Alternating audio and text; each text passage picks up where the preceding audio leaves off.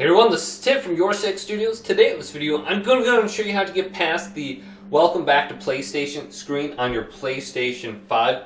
Now, this says press the PS button on your controller.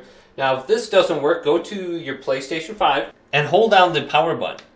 So if you hold it down, we will hear one beep, and then we will hear another beep like 2 seconds later, and it will manually turn off your PlayStation 5. Then locate a USB cable and plug it into the front USB slot just like this, and then the other end into the controller. Now with the PS4 completely turned off, there's no light blinking on the light bar over here. Hold down the power button again. So I'm holding it down, I heard one beep. About 5 to 10 seconds later, I will hear another beep, and this will launch the PS5 into the safe mode menu. So the PS5 is turning on. Now press the PS button on the controller, and it should be like a teal light. We can operate the safe mode menu with the D-pad now and select it with X. Now there's a couple different things that we can try under this menu. We could simply try going to restart PS5 and restart the PlayStation like normal.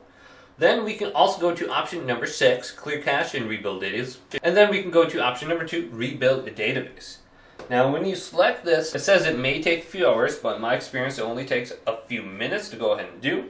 And then your PlayStation should restart like normal. So hopefully this video did indeed help you out. If it did, leave it a big thumbs up and subscribe to my channel down below for more tech videos coming up next on YourSixStudios.